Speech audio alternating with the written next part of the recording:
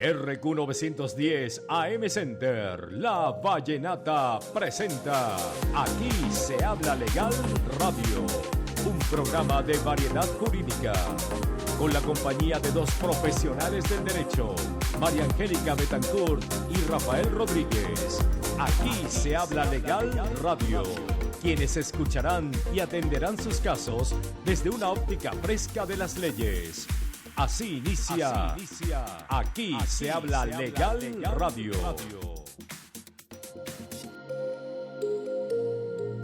Buenos días legales para todos, siendo las 8:03 de la mañana de este día lunes. Deseamos como siempre un feliz inicio de semana. Bienvenidos todos a un nuevo episodio de Aquí se habla legal radio desde nuestra casa RQ 910 AM Center La Vallenata. Estamos súper contentos y agradecidos con quienes nos escuchan y acompañan el día de hoy. Mari, ¿cómo estás? Buenos días. Hola, buenos días. Así es, Rafa. Feliz inicio de semana para toda Venezuela y para quienes nos escuchan desde otros rincones a través de la app o la página web, en especial para México, República Dominicana y Tenerife. Y la Corona Tobar. También en la Corona Tobar, seguro que sí. Comenzamos nuestra semana abordando varios temas legales de la vida cotidiana para nuestros oyentes. Así que sin más preámbulo, queremos dar gracias a quienes nos acompañan en esta cita. Así es. Pero no podemos iniciar sin antes destacar el fabuloso trabajo que se hace desde el equipo de RQ 910 AM Center La Vallenata. Y así que le vamos a dar las gracias el día de hoy a quienes. En la dirección general, César Javier González. en la gerencia de RQ 910 AM Center, Alejandro Moreno. en la coordinación, Rosemary Llanas. el consentido de Latillo y nuestro operador favorito, Joángel Herrera. como productor de este espacio, @Gaborot 701. y quien les habla, María Angélica Betancourt, con certificado de locución número 59645. Y Rafael Rodríguez, certificado de locución número 59673. Comenzamos semana, Mari. ¿Cómo te tratas el fin de semana? ¿Cómo estuviste este fin de semana? Bueno, estuve divertida, me gustan mucho las piñatas, pero creo que debo hacer algo por mi vida. Ir y no comer es muy duro. Sí, no, imagina, además que tienes que de alguna forma hacer que el ambiente sea mucho más tranquilo. No puedes dejar de comer. Sí, duro. Queremos destacar también, amigos, que ya tenemos activo, como siempre, el teléfono en cabina, que es el 0212-979-7408, para que se comuniquen con nosotros todos los lunes de 8 a 9 de la mañana, y contamos, como siempre, con nuestro número telefónico en WhatsApp, que es el 0412-582-0292, donde pueden escribirnos 24/7. Como siempre, Mari, le agradecemos a nuestros fieles seguidores en nuestras cuentas y redes sociales, en Instagram. Y para aquellos que aún no nos siguen, que sepan entonces que por dónde deben seguirnos, Mari. Nos deben seguir como @aquí se habla legal en Instagram y en Twitter como @se habla legal. De igual forma, no olviden seguirnos a través de la cuenta de la casa, que es @RQ 910 AM Center en Instagram. Y juntamente en esta época que se están publicando esos eventos súper chéveres que tienen que ver con la Navidad y bueno, y con no tanto con la Navidad, porque también está Van Gogh, que es una buena oportunidad. Así es, el 25 de noviembre inicia la presentación de lo que sería la exposición más importante a nivel de arte, que es Van Gogh Inmersivo, y va a ser en el estacionamiento del Hotel Tamanaco a partir del 25 de noviembre. Si quiere mayor información, las cuentas de nuestra casa, que es @RQ910 AM Center y FM Center, tiene todos los datos donde puede adquirir sus entradas y no puede perderse esa experiencia. Así es, yo no me lo voy a perder. Así que, bueno, tenemos dos compromisos. Uno, asistir a Van Gogh, y el dos, estar siempre activos para atenderlos y orientarlos en sus planteamientos. Así que, bueno, esperamos su llamada en la sección Cuéntanos tu caso también, y los invitamos a no separarse de nuestra sintonía y disfrutar de las secciones que tenemos preparadas para ustedes el día de hoy. Así es, Mari.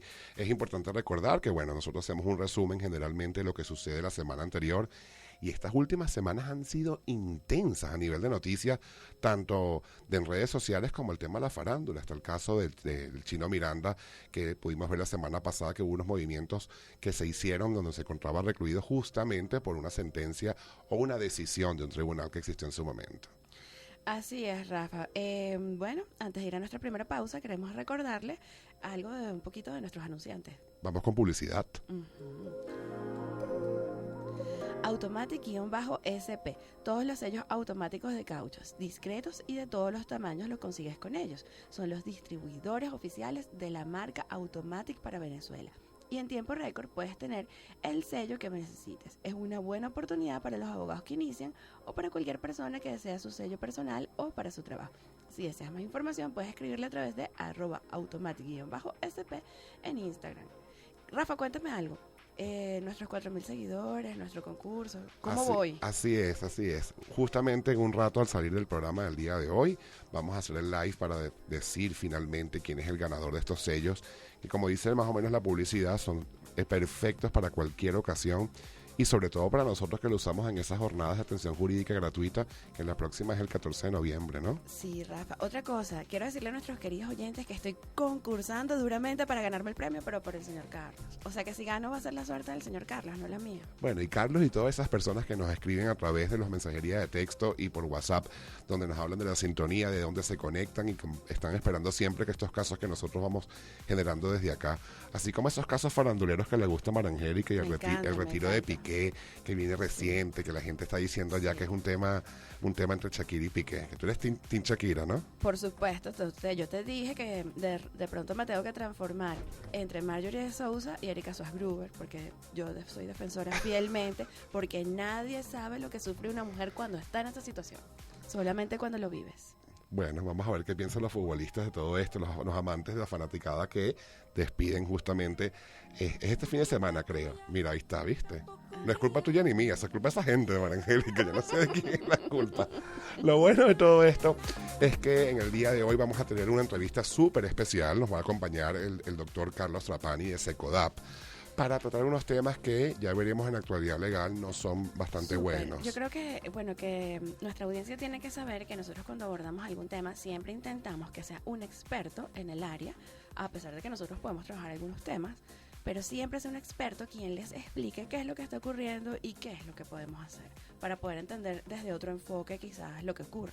Así es, ¿no? Y son temas tan delicados donde ya son controversiales, Mari. Son controversiales porque ya cuando te encuentras en una posición que defiende a alguien y a la otra persona, ya existen lo que llamamos las redes o los juicios en redes que hacen un poco más complicado. Los juicios en redes son súper complicados, no deberían existir, aunque las redes sí están promoviendo algo como que es la inmediatez en la justicia, la brevedad, la celeridad procesal incluso en algunos momentos.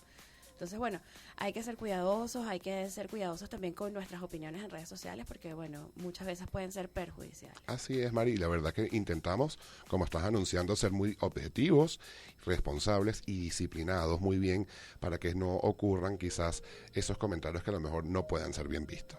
Sin embargo, ya vamos a nuestra primera pausa del programa. Vamos con el tema Ella es mi fiesta, del intérprete Carlos Vives, compositor Carlos Vives, del género vallenato, no flores. Gracias.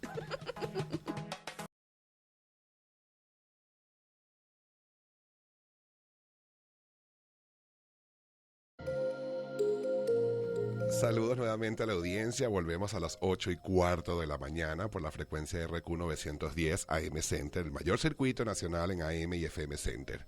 Estamos felices nuevamente de encontrarnos con ustedes. Recordemos que ya tenemos activo nuestro número telefónico en cabina, que es el 0212-979-7408, y nuestro número de WhatsApp, que es el 0412-5820292. De inmediato, vamos con Kello Ángel. Actualidad legal. Bueno, Rafa, te cuento que el Ministerio Público investigará los hechos que llevaron a la muerte de un adolescente víctima de acoso escolar. Tarek William Saab, el fiscal general de la República, informó que fueron designadas las Fiscalías Nacionales 66 y 92 adscritas a la Dirección de Protección Integral de la Familia para investigar la muerte de un joven que presuntamente era víctima de acoso escolar. Terrible situación. La persona se llamaba Miguel Alejandro Silveira, que es un adolescente, Mari, de 17 años, con síndrome de Asperger, quien falleció tras lanzarse a los rieles del metro de Caracas en la estación justamente de Palo Verde el pasado lunes 31 de octubre. Fue tendencia, apenas salimos ese día. Sí, claro, acá. no fue muy triste, Rafa. De verdad que yo creo que esta semana para nosotros los venezolanos, el tema de niños, pero el tema de que toca nuestras emociones como padres también, asociado a nuestros hijos y los amigos de nuestros hijos, porque ciertamente cuando uno tiene un hijo, tiene todos los hijos del mundo. Sin duda alguna.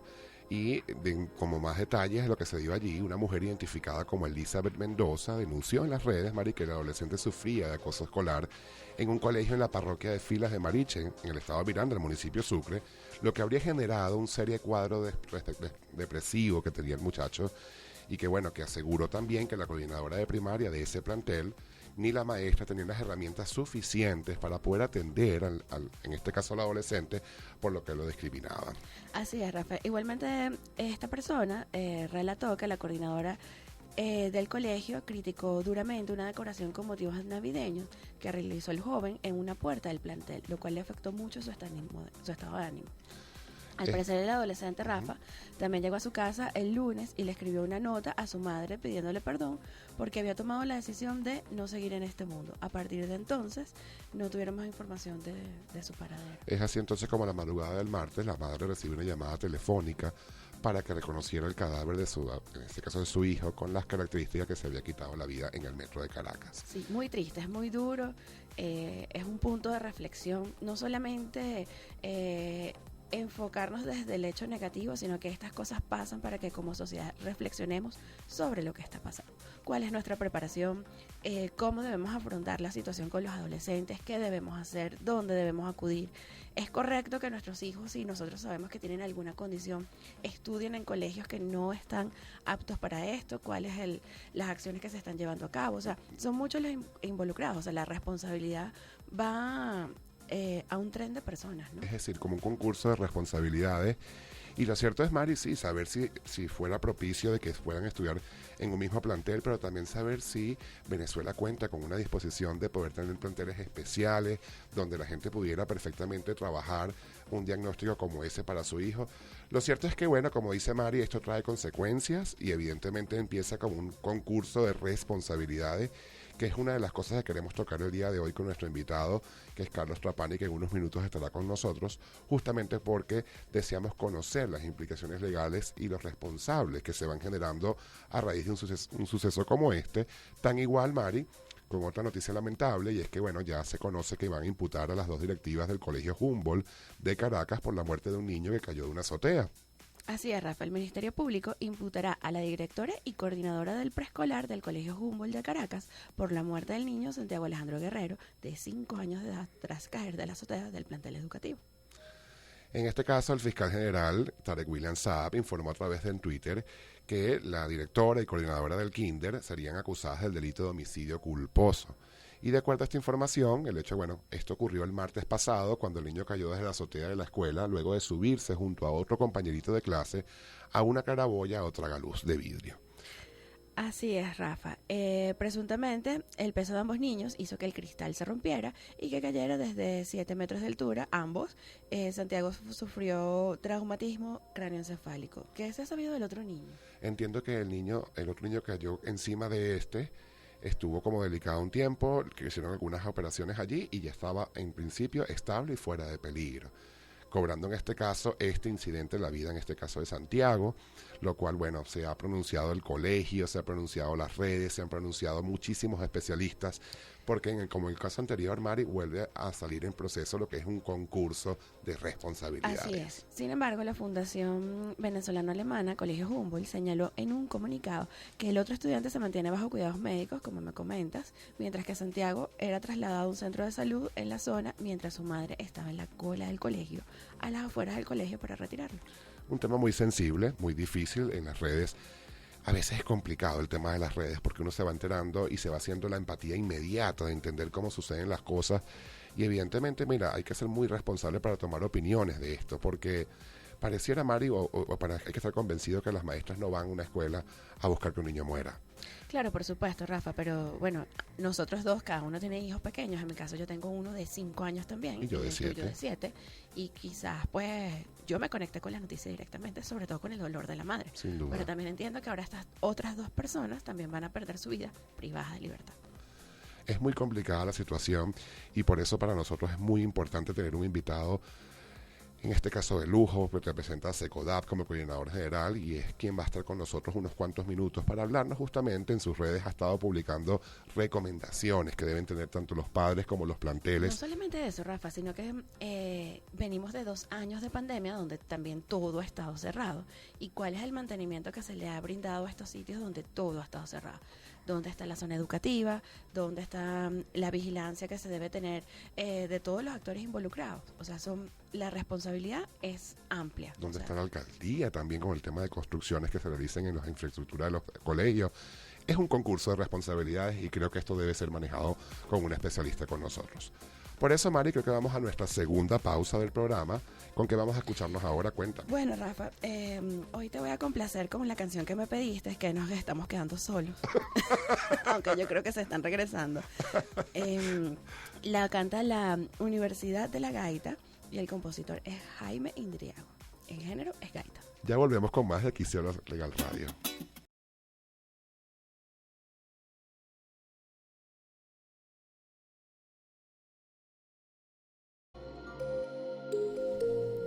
Ahora sí, vamos con ¿qué, yo, Ángel? Vamos con justamente conversar un poco. Entrevista legal. Vamos con la entrevista legal. Así es. Bueno, tenemos un invitado, como siempre, de lujo. Él es Carlos Trapani, es abogado de la Universidad de Santa María, tiene diplomado de Estudios Avanzados de Derechos Humanos, mención Acceso a la Justicia de la Universidad Católica Andrés Bello y una serie de estudios que lo hacen especialista en la materia de niños, niñas y adolescentes y hasta a cargo ahora de SECODAP, ¿no, Rafa? Así es coordinador general de SECODAP, ya se encuentra en línea con nosotros y nos parece que, bueno, no había persona más indicada por ser abogado, por entender un poco el proceso, por ser padre, por tener hijos en el sistema de escolaridad normal, poder conversar estos temas y estamos muy agradecidos que Carlos esté con nosotros. Carlos, buenos días y bienvenido a Aquí se habla legal radio. Hola, Carlos, buenos días. Vale, saludos, un gusto saludarlos. Carlos, bueno, nosotros comentamos en la actualidad legal de hoy las noticias que estuvieron en tendencia la semana pasada con respecto a estos 2 sucesos que conmocionaron al país. Desde tu cuenta en redes sociales has estado dando algunas recomendaciones, pero quisiera pedirte para la audiencia que nos acompaña hoy, ¿qué debemos entender, cómo debemos evaluar lo sucedido? Mira, primero yo creo que hay que ser solidarios con las familias víctimas, expresar nuestra condolencia, nuestro pesar y ser respetuosos al proceso que ellos están viviendo. Creo que las redes sociales nos acercan mucho a la posibilidad de expresarnos con libertad, pero creo que también se hacen juicios a priori de forma ligera, bueno, que hacen mucho daño tanto a la familia de las víctimas como a la comunidad educativa donde estos niños formaban parte. Y creo que es el llamado a la reflexión, el llamado a poder entender que trabajar con niños exige extremar las precauciones. Creo que hay un mito que gira, bueno, que trabajar con niños es fácil y que lo puede hacer cualquier persona, y todo lo contrario, requiere altos niveles de especialidad, requiere tener un conocimiento previo, incluso asegurar que nuestras infraestructuras y nuestras actividades son seguras para ellos. ¿Cuál es nuestro llamado? Bueno, que se hagan las investigaciones imparciales, expeditas, exhaustivas, que se identifiquen responsabilidades y eventualmente, respetando el debido proceso, que se apliquen las sanciones si ese fuese el caso.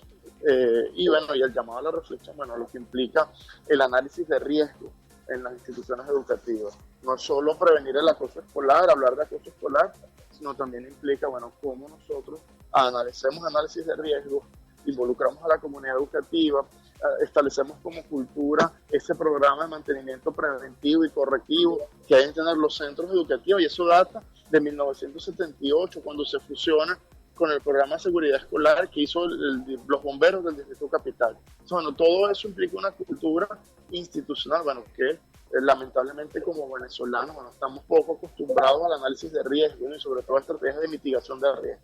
Carlos, ¿qué deben hacer los demás centros educativos después de lo ocurrido? A ver, sin entrar en paranoia, pero sí yo creo que es importante que cada escuela pueda analizar cómo está la infraestructura escolar, ¿no? Sobre todo que venimos de 2 años de pandemia, donde probablemente el mantenimiento preventivo y correctivo no fue la prioridad para muchos centros educativos. También tenemos una realidad económica, bueno, donde hay esa odiosa tensión entre lo urgente versus lo importante, y muchas veces priva el salario de los docentes para el funcionamiento de las escuelas, pero hablar de mantenimiento preventivo y correctivo implica también inversión, implica también recursos. Yo creo que hay que hacer el análisis, hay que hacer la evaluación, dónde están los puntos seguros, dónde están nuestras fortalezas, pero dónde están esas necesidades de mejora de nuestra estructura escolar. Y sobre todo, bueno, que participe la comunidad educativa, que participe dentro del consejo educativo, ese comité de seguridad, bueno, tiene una función importante en estos momentos de poder ver, bueno, cómo está la infraestructura escolar, y no solo la infraestructura, todo el sistema eléctrico, todo el sistema de herrería, todo el sistema de baños, entradas, salidas. Entonces, bueno, es un análisis integral. Eso por un lado, ¿no? Que también pareciera que la responsabilidad exclusiva es de los centros educativos, pero también es importante el rol del Estado. Fíjate que un centro educativo para poder trabajar requiere un permiso de funcionamiento. Y hay dos diferencias, cuando son escuelas básicas y cuando son escuelas de educación inicial, es decir, preescolares. Cuando son escuelas de educación básica, requieren un permiso de funcionamiento que se solicita en la zona educativa. Y dentro de los múltiples recaudos que se solicitan, se pide la permisología de bomberos. Esta permisología, cuando el bombero va al centro educativo, hace el análisis, identifica los riesgos, las fortalezas, las medidas de seguridad que se tienen que adoptar y emite una permisología. Eso se incorpora al expediente y con eso el director del centro educativo hace la solicitud. Es para educación inicial. Para educación básica, perdón. Cuando hablamos de preescolares, hay dos permisos.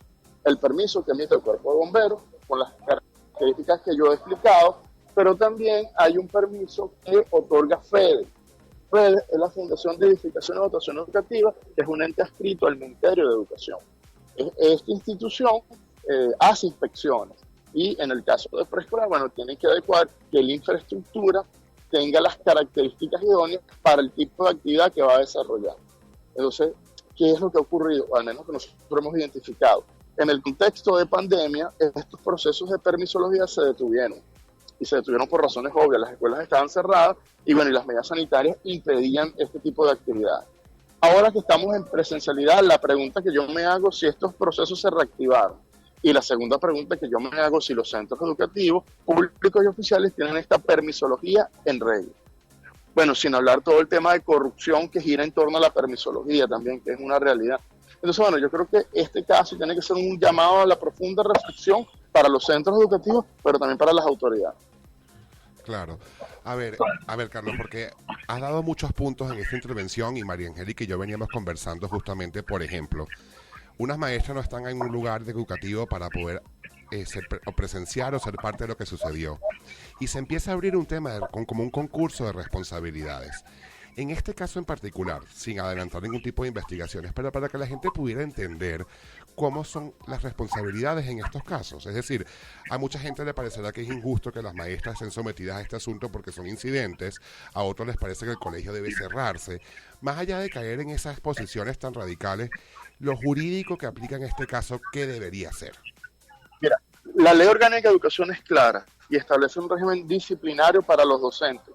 ¿Y eso qué significa? Que hay sanciones leves, graves y gravísimas. Y dentro de la tipología de sanciones está una conducta negligente, imprudente, el cumplimiento de sus funciones, actividades que atenten contra la moral, las buenas costumbres. Entonces, el docente sí tiene un régimen disciplinario. Y bueno, habría que ver en función de la actividad que estaban desarrollando, dónde estaban las docentes, bueno, si eventualmente hay algún tipo de responsabilidad. Y hay que entender que especialmente los docentes tienen un régimen jurídico especial. No trabajan con vacas, no trabajan con computadoras, trabajan con niños. Y ahí hay que extremar las precauciones, como la tiene que extremar un funcionario policial, como la tiene que extremar un comunicador social, como la tiene que extremar, bueno, cualquier funcionario que tiene su trabajo directo y sus beneficiarios son niños. Por ejemplo, supongamos que yo doy clase en educación preescolar y generalmente los niños inician su proceso de pensamiento lógico-matemático y utilizan, por ejemplo, granos, caraotas, frijoles, para que los niños aprendan a contar y aprendan a hacer procesos matemáticos como asociación, categorización, clasificación. ¿Qué pasa si ese niño agarra esos granos y se los mete en el oído? En un descuido de segundos de la maestra. O tengo potes de refresco con cloro, con jabón, con detergente o con otro líquido que no está debidamente identificado. Entonces fíjense que ese es el análisis de riesgo que tienen que hacer las maestras en sus actividades. Y eso tiene que ser parte de la planificación. Entonces, evidentemente una maestra tiene una responsabilidad. Y por eso en la educación preescolar, la maestra nunca está sola. La maestra siempre tiene un auxiliar. Y no pueden ser salones donde hayan tantos niños. Bueno, porque la atención es casi individualizada. Entonces yo creo que esos son los aprendizajes que nos tienen que llevar este tema y entender que el docente no solo debe saber de pedagogía, el docente tiene que saber de muchas otras áreas del conocimiento que permita ser un docente, que permita hacer una intervención integral. Entonces, hay una responsabilidad de lo que hay que evaluar, bueno, qué pasó a ciencia cierta, y eso lo determinan las investigaciones, y eventuales sanciones no las decide el Ministerio Público, las decide el Tribunal de Protección, el Tribunal Penal en este caso. Doctor Carlos, difundir nombres de datos de infantes en redes sociales. Por ejemplo, en este caso lo hicieron, si dijeron nombres, hay imágenes que de alguna forma rodaron en las redes. Tomaron imágenes de perfiles. Bueno, el Ministerio Público, el fiscal dio unas declaraciones que desde mi punto de vista son bastante lamentables, donde incluso propone una reforma de la LOGNA que permita no solo incrementar las penas, sino publicar los nombres. Eso implica dos ignorancias graves, ¿no? La adolescencia como etapa de desarrollo y los principios básicos de la justicia penal juvenil. Cuando se prohíbe la difusión de datos, imágenes o actas de investigación, cuando un niño o adolescente sea víctima o victimario, eso tiene un propósito, no es un capricho. No se trata de fomentar la impunidad, sino se trata, bueno, que el curso de la investigación se desarrolle sin injerencias y sobre todo evitar males mayores, tanto para la víctima como para el victimario. Y sobre todo el Ministerio Público ha tomado como práctica un juicio público en redes sociales. Porque supongamos, eso aplica para adultos o para adolescentes, que en el marco de la investigación hay un sobreseimiento, pero ya tú en redes sociales lo etiquetaste, lo estigmatizaste. Yo nunca he visto un tuit de descargo o un tuit disculpándose o diciendo, mira, nos equivocamos. Eso no ocurre, pero sí lo expones públicamente. Y sobre todo cuando el tema de acoso escolar, bueno, el impacto que genera en la comunidad educativa creo que no se calcula. Y hay una ley, y la ley se tiene que cumplir, y más el fiscal del Ministerio Público, oye, porque él es el garante de la legalidad, eso no es un capricho, y él tiene que dar el ejemplo. Entonces tú no puedes reformar una ley por un capricho, porque a ti te gusta exponerle públicamente a la gente. No, yo creo que hay que respetar las debidas garantías. Hay un principio de presunción de inocencia y les corresponde al Ministerio Público, como parte de buena fe en el proceso, encontrar todos los elementos de convicción que impliquen la culpabilidad, pero también los elementos que conlleven a la exculpabilidad. Entonces, no se trata de publicar por publicar. Si sacamos un video o una imagen de contexto, bueno, también podemos generar daño. Y el incremento de las penas, yo creo que eso es una gran fantasía que hay en América Latina, pensando que a mayores penas, menos delitos, y eso no es verdad. Claro. Tenemos suficientes datos que reflejan que eso no es verdad. Aumentar las penas no es un desestímulo para el delito. El delito se alimenta de la impunidad, mientras haya más impunidad habrá más delitos. Claro, entonces el homicidio tiene una pena, un ejemplo, el homicidio tiene una pena de 30 años, no porque tenga 30 años hay menos delitos de homicidio. Claro. Entonces, bueno, es un fetiche. Bueno, y supongamos que tú quieres incrementar las penas, supongamos que eso es así, que 10 años es poco. Bueno, si no tienes como Estado políticas públicas especializadas para una correcta reinserción comunitaria y familiar de ese adolescente que comete un delito, bueno, estamos mal, es peor. Pase por el remedio que la enfermedad y vamos a hacer un daño a la sociedad. Carlos. Y además, si yo analizo la historia de ese adolescente victimario, si le ponemos la lupa, probablemente siendo niño, también se le vulneraron los derechos y también fue víctima de violencia. ¿Qué refleja eso? Que la familia falló, que el Estado falló y la sociedad que hoy lo condena también falló. Tú sabes, Carlos, que evidentemente en algún momento son como las víctimas y en otro momento son los victimarios al mismo tiempo, puede ser una misma persona, pero te voy a pedir un favor, sé que estás en compromisos, pero voy a hacer una pequeña pausa para poder entrar en un punto que tocaste en tu intervención, que es sobre el acoso escolar y los colegios públicos. Y con eso despedirnos un poco.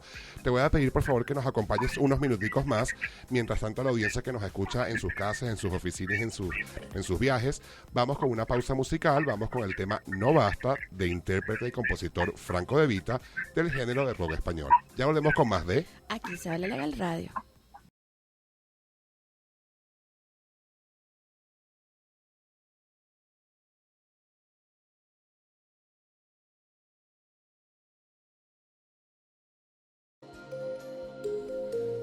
Seguimos, amigos, siendo las 8:43 de la mañana. Nos encontramos en plena entrevista legal con el doctor Carlos Trapani de SECODAP y habíamos dejado, Mario, una pregunta en el aire.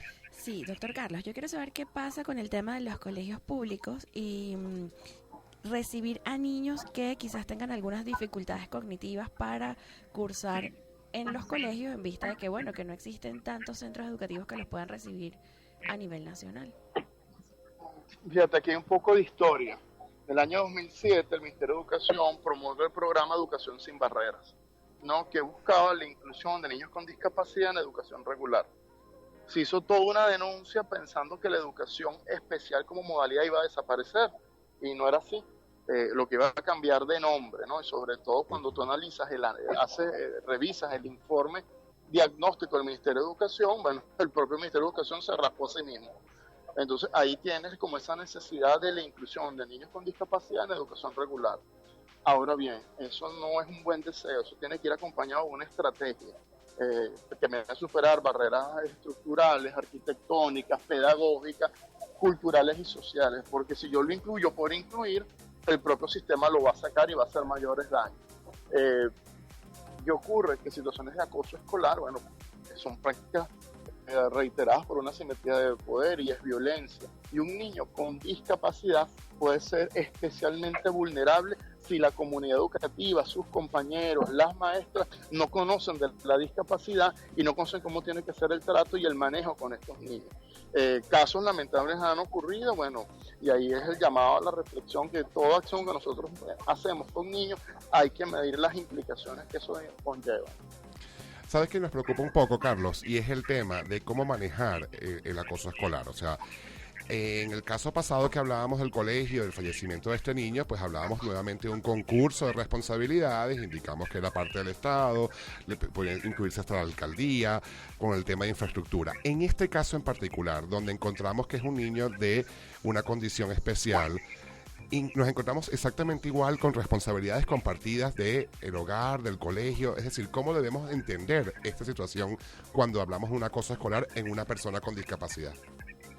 Claro, depende de las características del caso, ¿no? Fíjate, cuando el Ministerio Público ha imputado no solo al adolescente agresor, sino también a los directivos del colegio por no desarrollar acciones pertinentes. Ahí hay que hacerse la pregunta, que son acciones pertinentes de acuerdo al Ministerio Público. Pero sí hay una responsabilidad compartida, pero hay que partir del principio que cuando hablamos de acoso escolar es una forma de violencia entre pares, entre niños y entre adolescentes. Ahora bien, si un adolescente mayor de 14 años en el marco de ese acoso comete un delito, en ese caso es un delito, pues tiene que haber una aplicación de la ley sin ningún tipo de contemplación. Entonces, ese yo creo que es el reto que tenemos que hacer. Y lo hemos dicho en Secodad, apostar a la prevención. Es mucho más fácil prevenir el acoso escolar que atenderlo. Porque el acoso, bueno, es una forma de violencia que tiene distintas aristas y es multicausal. Doctor Carlos, una pregunta. ¿Cuál es la recomendación para un padre? ¿Qué debe hacer un padre? Una madre que sospeche que su hijo está en una situación de acoso escolar. Y acudir al colegio inmediatamente, agotar primero los canales internos. Si los canales internos no dan resultado, no prestan atención o las acciones que hace el centro educativo son insuficientes, bueno, ahí perfectamente tiene todo el derecho a hacer la denuncia ante el Consejo de Protección o la instancia que tenga más cerca. Sobre todo hay que pensar en el interior del país, donde, bueno, probablemente la movilidad y el acceso no es fácil, ¿no? Entonces, ¿qué es lo más cerca? Policía Administrativa, Ministerio Público, Defensa Pública, Servicios de Defensoría, Consejo de Protección. Afortunadamente hay muchos órganos receptores de denuncia. Si bien es cierto, algunos no deben tener competencias específicas, sí pueden ayudar a dirimir el caso y a poderlo tramitar. ¿Sabes qué, Carlos? Y es bueno que ya hayamos aclarado las instancias para poder colocar una denuncia, porque sabes que se nombra mucho, en este caso, los delitos de omisión. Y yo creo que es importante que tú como especialista pudieras aclarar a la audiencia cuando uno, siendo testigo de algo por omisión, también puede tener parte de esas responsabilidades. Fíjate, un punto previo. La LOGNA reconoce el derecho y deber de la denuncia. Es decir, cualquier persona tiene el derecho de denunciar una situación de violencia contra un niño. No te exige ningún tipo de requisito, cualidad, condición.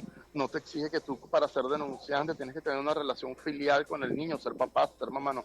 Cualquier persona. Eso abarca un sacerdote, un líder comunitario, un entrenador, cualquier persona.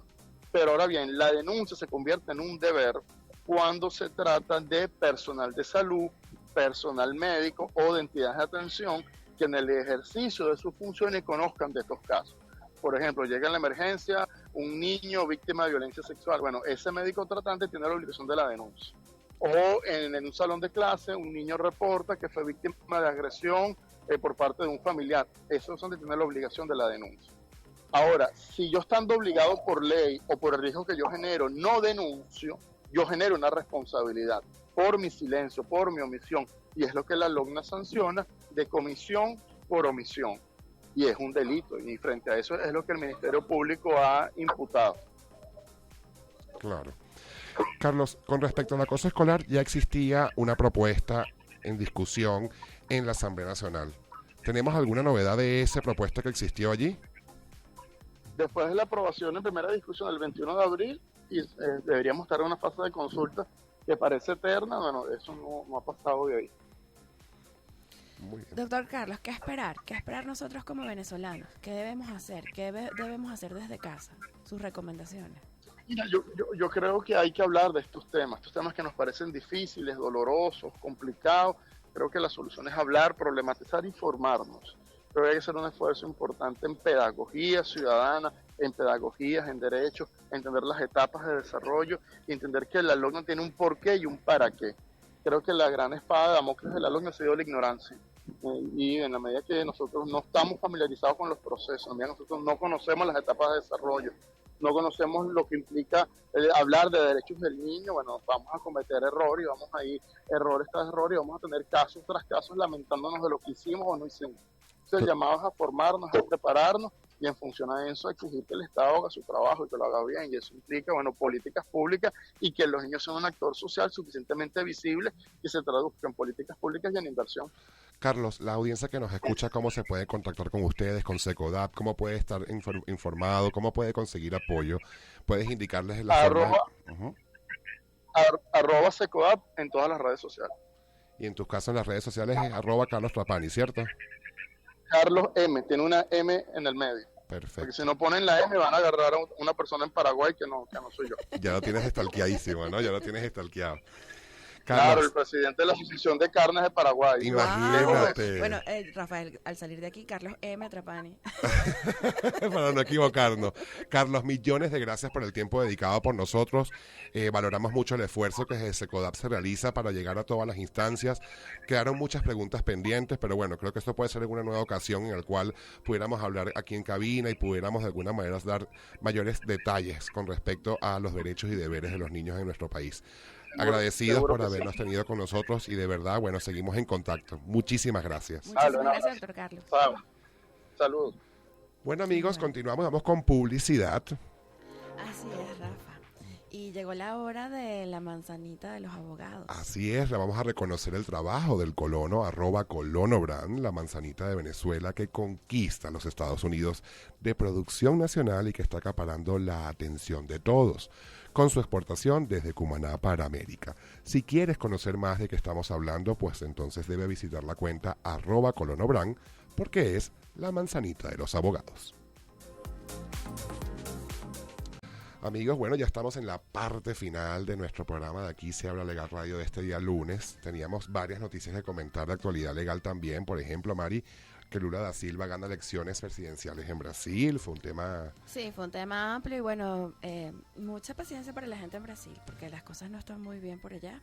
¿No? Y además que hay protestas y todo ese tema que se pueda generar. Está también el tema que Petro ordenó cerrar trochas en frontera con Venezuela para impulsar el comercio. No solamente eso, sino que las trochas son muy peligrosas en cualquier región, lugar donde usted esté. No haga eso, no cruce por una trocha. Todo lo que se desencadena allí. Otro tema legal importante, Mari, y eso te va a afectar a ti con tus millones de seguidores, es que la nueva suscripción de Twitter Blue tendrá un precio de $8 por cada persona que desea su certificado. O sea, tú ya me imagino. No, bueno, la verdad es que a mí no me gusta el Twitter.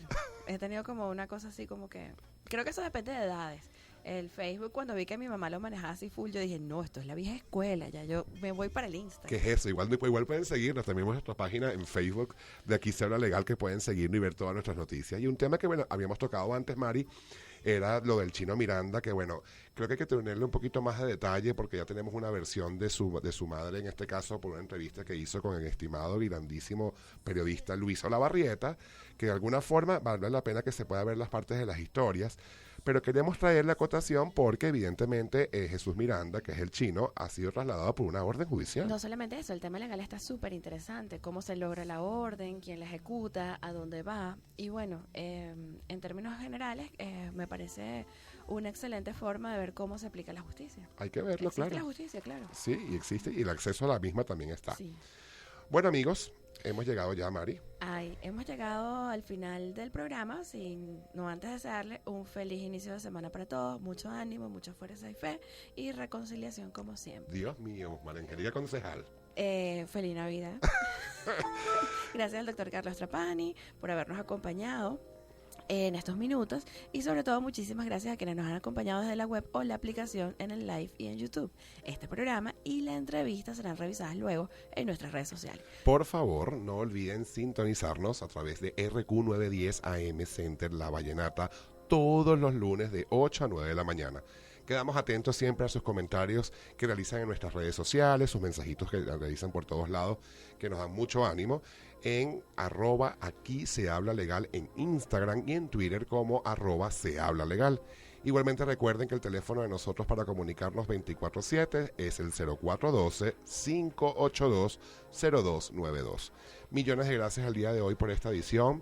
En la dirección general, César Javier González. en la gerencia de RQ 910, Alejandro Moreno. en la coordinación, Rosemary Llanes. el operador al aire, Joángel Herrera. productor de este espacio, @GaboRod 701. quien les habla, María Angélica Betancourt, Certificado de locución, ¿cuál? ¿Cuál es mi número certificado? Rafael? 59.645.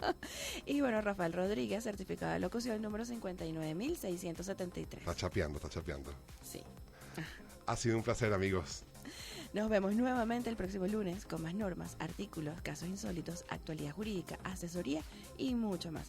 No olviden que nuestra intención siempre será hacerles vivir el derecho sin necesidad de ser abogados. Porque aquí, Rafa, Se habla legal. Nos hasta vemos el próximo lunes. hasta el Rafa. próximo lunes. Ya vamos a tener a la gente que está esperando aquí afuera. Y nos vemos en la jornada del 14 de noviembre en la iglesia Chiquinquirá. Estamos en las redes En la sociales. Florida.